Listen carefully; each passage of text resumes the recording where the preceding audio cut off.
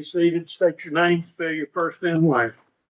It's Matthew Ross, Matthew Ross. Thank you. You can proceed. Mr. Ross, what do you do for a living? I'm a special agent with the FBI, And how long have you been doing that? over 15 years, Where are you stationed? at our Memphis headquarters city location. Well, we're here to talk to you about something that happened pretty far away from Memphis. Okay? Okay. In April 2011, were you involved in the investigation in the search for Holly Bobo? Yes, I was. And how is it that you became involved?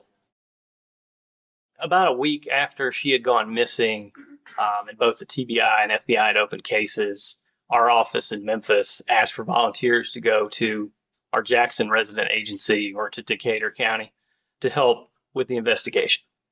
Did you know this area at all or know that area at all? I was somewhat familiar with Decatur County. Prior to being an FBI agent, I was a special agent with the Tennessee Alcohol Beverage Commission. So every summer we would spend, a week or half a week in Decatur County doing marijuana eradication. I hope you don't know where Teaser's is. I've heard of it. On April the 23rd, It used to have a worse name than that. I think it was Bill Dundee's at some point. It was Bill Dundee's. April 23rd. And before you get the wrong idea, I just pass it on the highway. Going to other courthouses that I serve, okay? April 23rd, 2011. Did you have occasion to speak with anybody involved in this Holly Bobo investigation? Yes, I did. What were you tasked with? What job did they give you that particular day?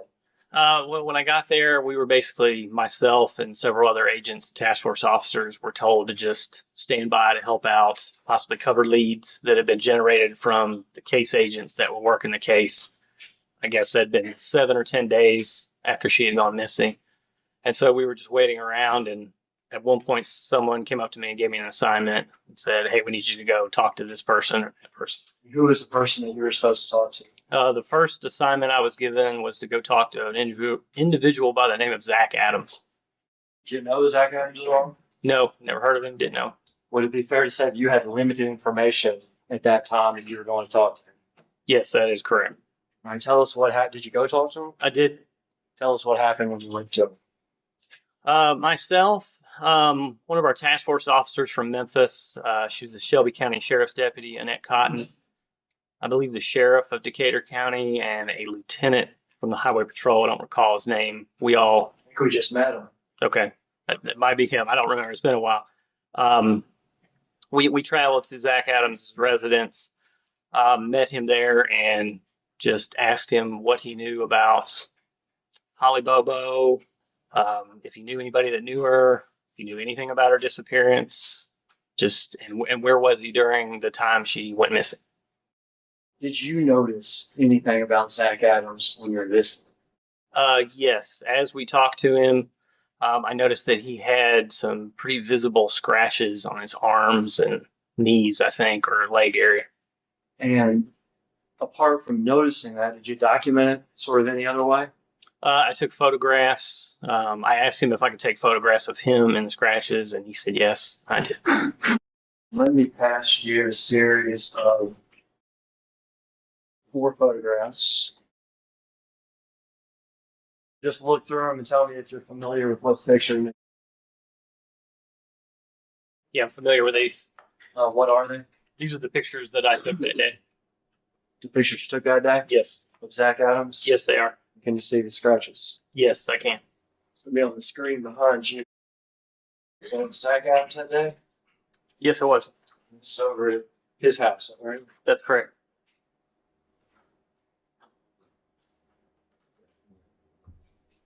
What can I see here? There's pretty visible scratches on the inside of his arm right there. There's a big scab or scar up at the top. Can you see these linear scratches? Yes. Are these the scratches that you noticed? Yes, they are. Actually, a better picture if you see it in person, but it's just another angle of these linear scratches. Yes, it's a little bit far away. You can see how long they go down his arm. And this would be his left arm. So That's correct. this will show up a little bit better now. Shows up a little bit worse. in person, you can see it better. Is that right, Agent? That's correct. But on this overhead, linear scratches That's right. down this left arm. Yes, that's correct. Looks like you also took a picture of his legs, all right? Yes, I did. And I don't see much here. Did you notice anything on his legs? Well, you can kind of see some bruising right up under the knee, scratches a little bit on the top of the knee. Okay. But here I don't see any of the long linear scratches around those arms. Is that right? That's correct. Did you ask him about these scratches? Yes, I did. And did he tell you how he got these scratches? He did tell me. What did he tell you? He told me that he had gotten the scratches after he'd been arrested by the police somewhere. I think it was Henderson County or one of the nearby counties, and that he had run through the woods trying to escape and had gotten cut up by a bunch of briars. Okay. While cut up runners or whatever. That's correct. While he was running from, what did you say? He said the police. No further question. No,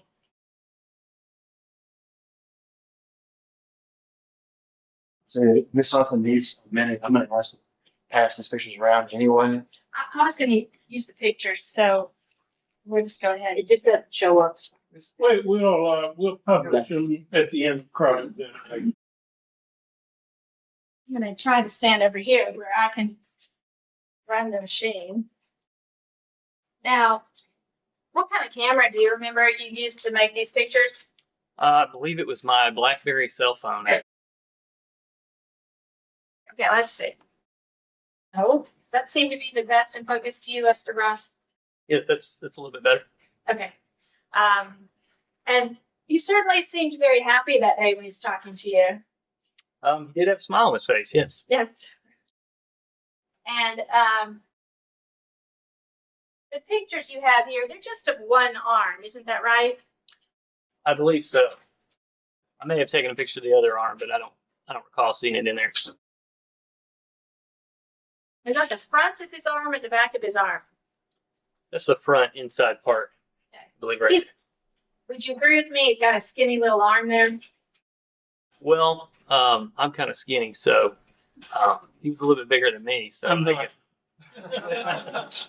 guess, I guess it's all relative, but sure. Okay, let me see if I can zoom up on that stuff too.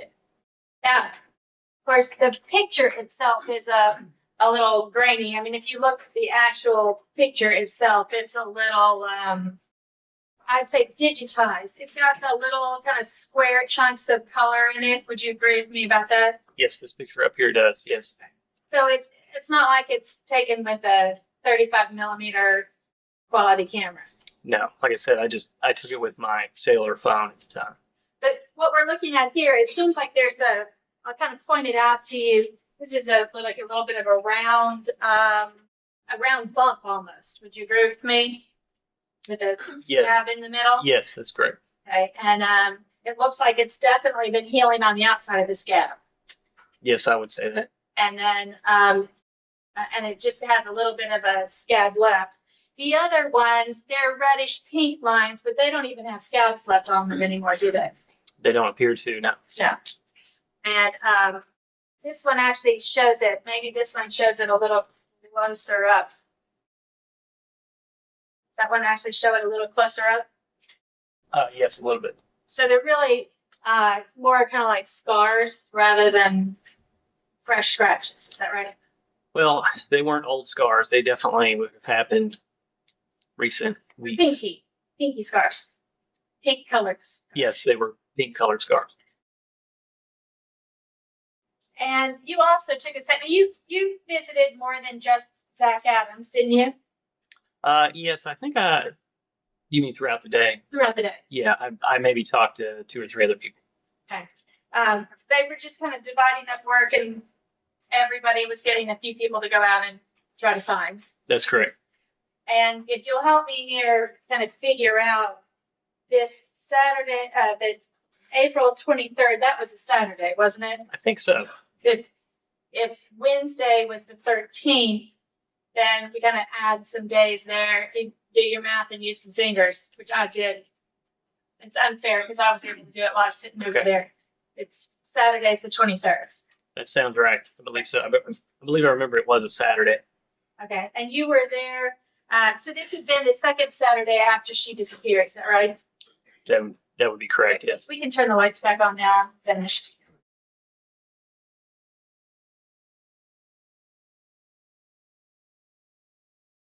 And you actually filled out not even a formal report, but you just typed up some paragraphs about what you did and who you talked to. Yes, I believe we filled out. At that time, it was called a lead sheet or something to that effect. A what? It's called a lead sheet. I believe Okay. is what it was called. What we referred to it as. Okay, well, your report here isn't on lead sheet. It's not on a lead sheet like worksheet. It's a typed written report. Did you type this up? No, I did not. Okay. So you filled out a lead sheet somewhere.